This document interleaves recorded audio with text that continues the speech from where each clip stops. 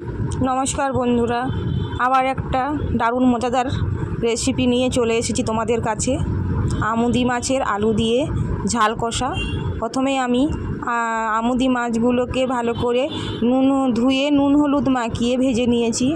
এরপর কড়াই গরম হয়ে গেলে আমি গোটা জিরে, তেজপাতা, শুকনো লঙ্কা দিয়ে দিয়েছি, পেঁয়াজও দিয়ে দিয়েছি। এরপর ভাজা হয়ে এলে আমি আদা রসুন বাটা দিয়ে দেব। আদা রসুন বাটা দেওয়ার পর আমি ওর সাথে টমেটো দেব। টমেটোটা ভালো করে কষানো হয়ে এলে কাঁচা লঙ্কা অ্যাড করব। কাঁচা লঙ্কা দেওয়ার পর আরও 2-4 বার নাড়ব। নাড়ার পরে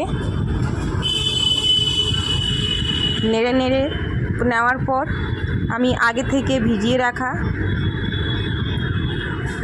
বাটিতে শুকনো লঙ্কার গুঁড়ো, জিরে গুঁড়ো, লঙ্কার গুঁড়ো দিয়ে ভালো করে অ্যাড করব। হলুদ গুঁড়ো দিয়ে ভালো করে আরও 2-4 মিনিট কষাতে দেব।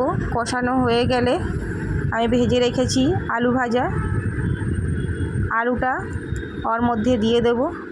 আলুটা দেওয়ার পরে ভালো করে আরও কষাতে থাকব।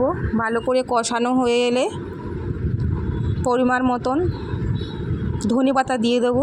ধনেপাতা দেওয়ার পর আরও 2-4 বার নেড়ে চেড়ে আমি ওর সাথে জল অ্যাড করব। জল দেওয়ার পর ভালো করে হালকা ফুটে এলে আমুদি মাছগুলো ভালো করে দিয়ে দেব। দিয়ে হালকা আঁচে হালকা গ্যাসে আমি আমুদি মাছগুলো রান্না করব। কষানো হয়ে এলে আমি নামিয়ে নেব। বন্ধু, তোমরা একটু আমার চ্যানেলটা সাবস্ক্রাইব করে দিও। ভালো লাগলে একটু লাইক, কমেন্ট, শেয়ার করে দিও। মজাদার একটি রান্না, বাড়িতে খেয়ে দেখো, খুব সুন্দর খেতে লাগে। গরম ভাতের সাথে আমুদি মাছের আলু দিয়ে ঝাল কষা। একটু লাইক, কমেন্ট, শেয়ার করে দিও। থ্যাংক ইউ বন্ধুরা, সবাই ভালো থেকো।